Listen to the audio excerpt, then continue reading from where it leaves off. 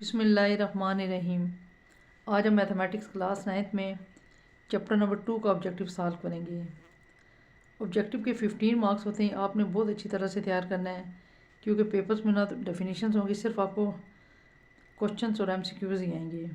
तो इस वजह से आप लोगों ने एमसीक्यूज़ को बहुत अच्छी तरह से सॉल्व करना है, आप इनको रट्टा नहीं लगा सकते।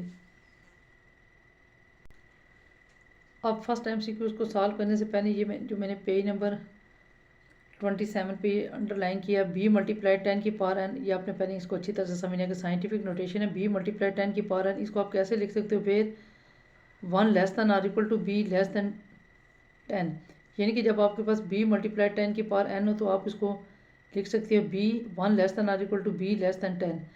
और फर्स्ट सेंटेंस पे अब आप देखें, जब हमारे पास ए मल्टीप्लाई 10 की पावर एन था तो हमारे पास ऑप्शन ए ये है, ऑप्शन बी ये है, ऑप्शन सी और option D.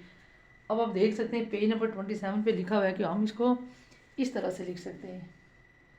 Option D 1 less than or equal to 1 और लेस दैन 10। इसका मतलब है हमारे पास आंसर ये option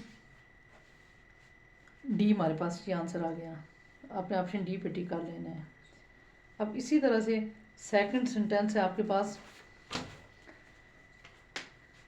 scientific notation of a 0.01 और इसके देखिए आपके पास दिया हुआ है, आपके पास ऑप्शन ए दिया हुआ है, बी दिया हुआ है, सी दिया हुआ है, डी दिया हुआ है। अब आपने इसको सॉल्व करना है।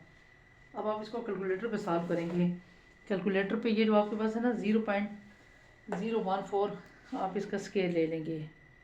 देखें, अब आप इस पे लिखेंगे 0.014 और इसका आप स्केल ले लेंगे तो आपके पास आंसर आ गया 0.000196।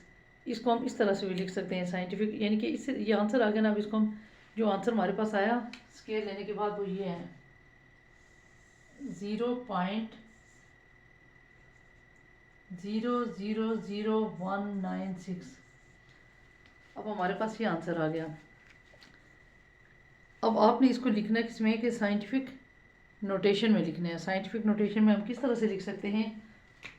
आपने पढ़ा हुआ है, यहाँ से लेकर पॉइंट हम यहाँ पर लिखेंगे तो 1.96 मल्टीप्लाई 10 की पावर 1 2 3 4, 1.96 मल्टीप्लाई 10 की पावर -4 आ जाएगा इसका आंसर। अब नेक्स्ट है आपके पास if 0.0000147 multi is equal to 1.47 multiply 10 की पावर। आपने इसमें एन की वैल्यू निकाली। अब देखिए आपके पास 4 ऑप्शन है। अब देखिए आप इसको पे रट्टा तो नहीं लगा सकते, 5 आएगा, -5 आएगा, -4 आएगा या 4 आएगा। अब हम इसको सॉल्व कर लेंगे। ठीक है, सॉल्व करने के लिए हम लिखेंगे ना कि हम इसको किस तरह से लिख सकते हैं, 0.0000147 इज इक्वल टू 1.47 मल्टीप्लाई 10 की पावर एन। अब यहाँ से अपने पॉइंट उठा के यहाँ पर ले आएंगे, 1.47 मल्टीप्लाई 10 की पावर 1 2 3 4 -4 आ जाएगा, क्योंकि जो पॉइंट मतलब जो अब देखें यहाँ से जब पॉइंट इधर आ जाएगा तो तब 0 पॉइंट से जो शुरू होते हैं इनका माइनस आ जाता है। 1.47 मल्टीप्लाई 10 की पावर एन। अब देखें ये कैंसिल हो गया तो 10 10 के साथ n is equal to n की वैल्यू -4। इसका मतलब हम किस पे टिक कर लेंगे? Option C.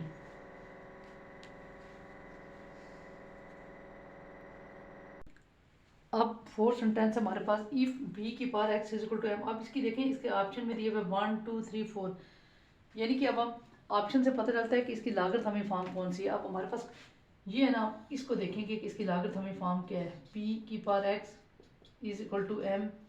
अब हम इसकी इधर हमने लाग लिखा, यहाँ पर बी है, जैसे यहाँ पर बेस नीचे होती है और इसी तरह से यहाँ पर बी, फिर साथ हम क्या करते हैं एम लिखते हैं इज इक्वल टू एक्स। इस तरह के आप लोगों ने क्वेश्चन भी पढ़े होंगे।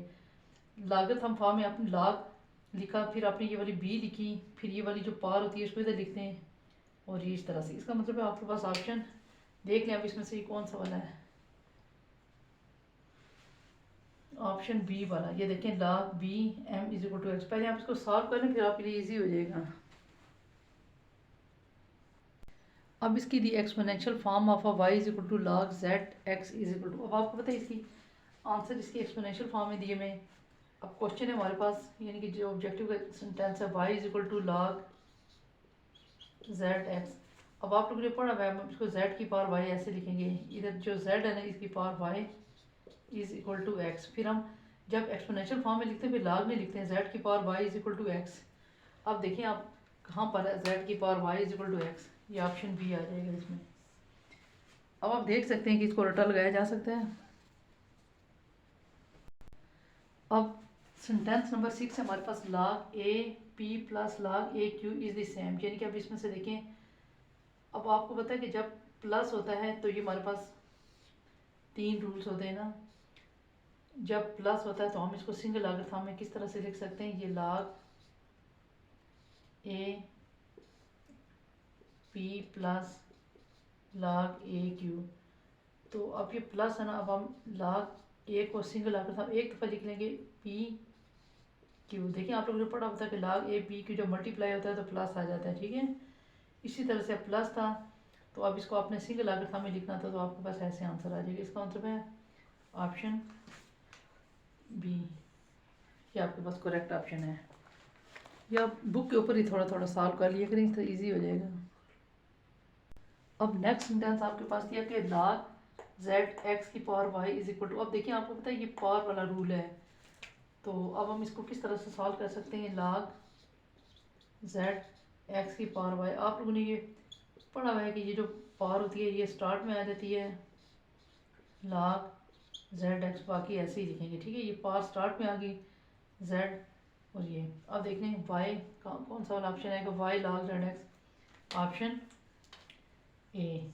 अब हमने देखिए इसको सॉल्व करके हमारे पास ऑप्शन ए आ गया।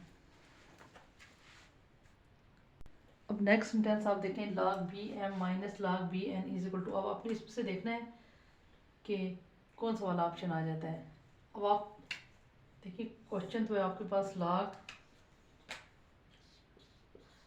B m minus log b n. अब आप देखिए ना, इसको सिंगल लागत फॉर्म में लिखने के लिए log बी को ऐसे ही लिखेंगे, एम माइनस हो तो डिवाइड आ जाता है एम बाई एन। अब देखें log B m by n किधर आता है, log B m by n, option C. Minus हो तो डिवाइड हो जाता है। अब देखिए हमारे पास है I X log B M multiply log N B.